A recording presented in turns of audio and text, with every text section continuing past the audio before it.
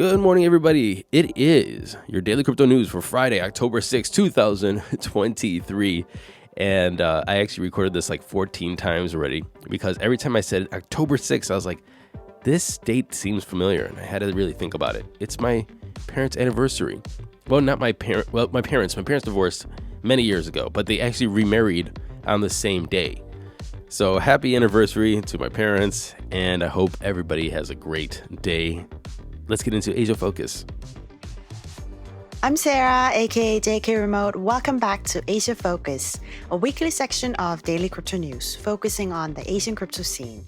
My email is sarah@dailycryptonews.net and it's open 24/7 at your service. India is aiming to create a comprehensive global database of all crypto exchanges, including those operating on the dark web, to improve its capacity for detecting cryptocurrency-related crimes. This project is going to be done by the end of the current fiscal year, so somewhere around 2024.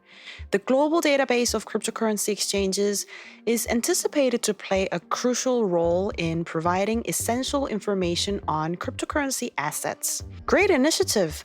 Again, I'm pro to legalizing crypto, and I think this is a standard procedure to make that happen in a constructive way. Blockchain data platform Chainalysis, in a newly published report, found that Hong Kong is an extremely active crypto market by raw transaction volume, with an estimated $64 billion in crypto received between July 2022 and June 2023. That's not far behind China's $86.4 billion received during the same time period, despite Hong Kong having a population of 0.5 the size of mainland China's. To dive a little bit deeper, Hong Kong seems to have a lot of fund flowing from institutional investment, while South Korea is the least institutional-driven market in the Asian region. Japan appears to be the Eastern Asia country whose retail versus institutional transaction breakdown is most in line with global averages, says Chainalysis. This is an interesting report to navigate how the Asian market is evolving towards the crypto industry. The Asian market is often not so easy to follow because the biggest market, the Chinese market, is a very closed market, and we always only have access to limited information. In summary, China could be warming up enough to experiment on crypto investment through Hong Kong. Hong Kong has financial autonomy to try different kinds of investment use cases in crypto, and some funds have already given testimony that some Chinese government-backed entities are indirectly investing in Web3. Even if this is not the most concrete report, but I think it can give a good direction on how we're doing in the Asian crypto market. Money is there.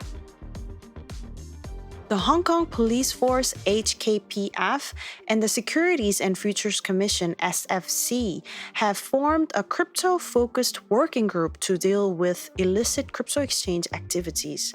You know who we're talking about. This is all from the scandal with JPEX over the last September. Quick recap: September 13, Hong Kong's financial regulator notified the public that it had received over 1,000 complaints against JPEX. September 15th, the JPEX exchange raised its withdrawal fees to 999 Tether. September 18th and 19th, the local police arrested 8 people related to the scandal.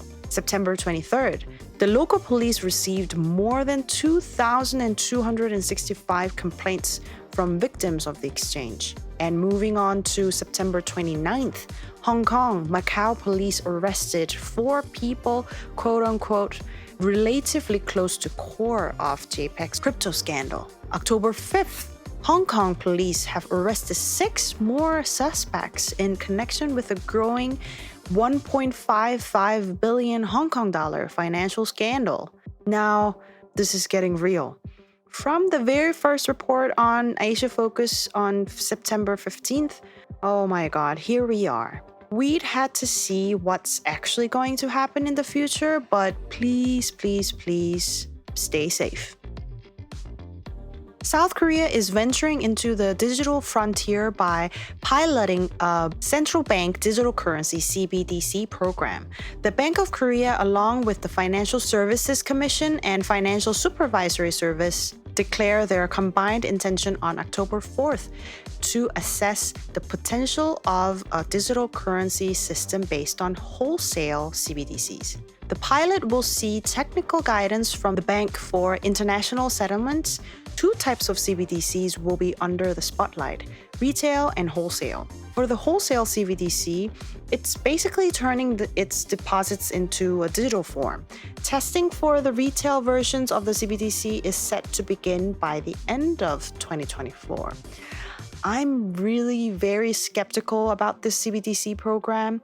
In Asia Focus, we have shared different kinds of initiatives around CBDC, reports of so-called CBDC experiments. The usual stance in other Asian countries executing them is to figure out the role of CBDCs in enhancing international transactions and shaping a revamped global monetary system.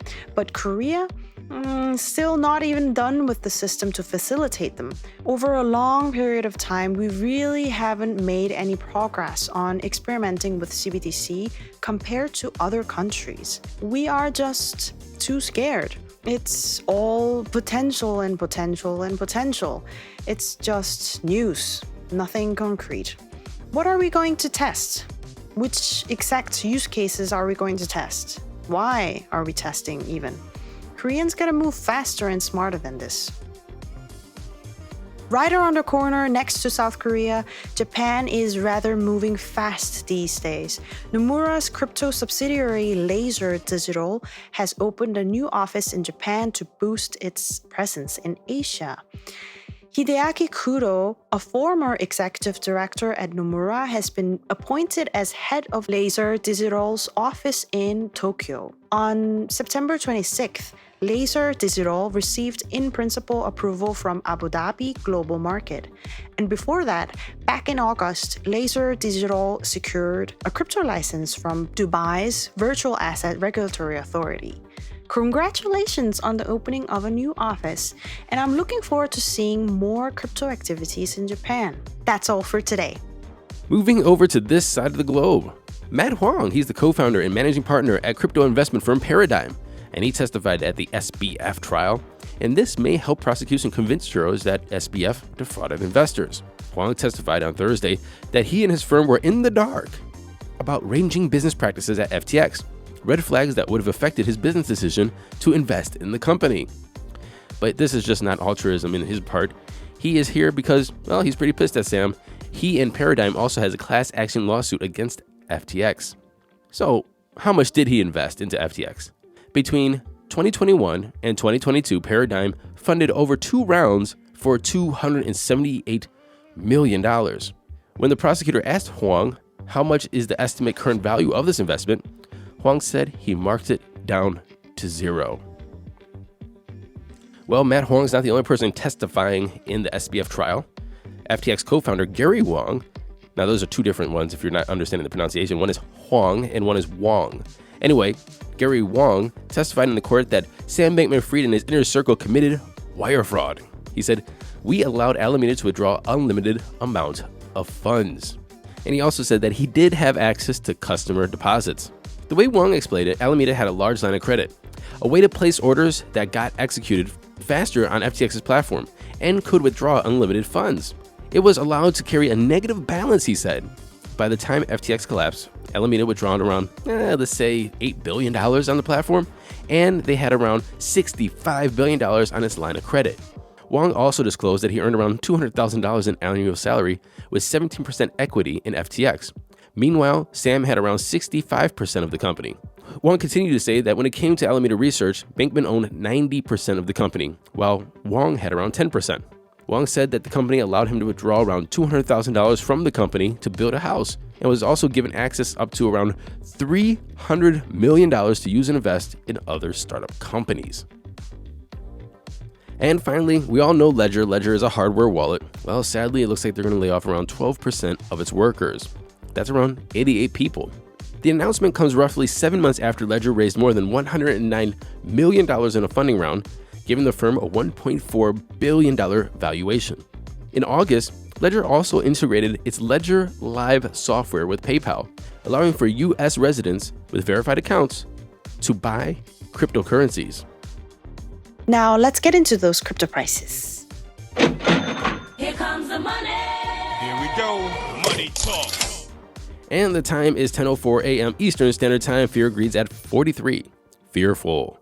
By the way, $730 million worth of Bitcoin and Ethereum options are set to expire, so keep an eye on the price. Bitcoin is sitting at $27,512, down 1.6% in 24. Ethereum's at $1,628, down 0.8%. Tether's number 3. Binance is at $211, down 0.6%. And XRP is number 5 at 51.9 cents, down 1.1%. Running off the top 10, we have USDC, Solana, Cardano, Doge, and Tron's interesting because I woke up this morning to a lot of articles about Tron and how it's going gangbusters. It's up 4%, 5%, and because of some kind of partnership or investment, and well, it's down 3.5% right now, but it's still in the number 10 spot. The total market cap is sitting at 1.08 trillion. We have a BTC dominance of 49.6 and an ETH dominance of 18.1. And really quick, just really quick, a lot of people are talking about this recession coming, this downturn in the market. There's a lot of indicators that says we're in deep shit.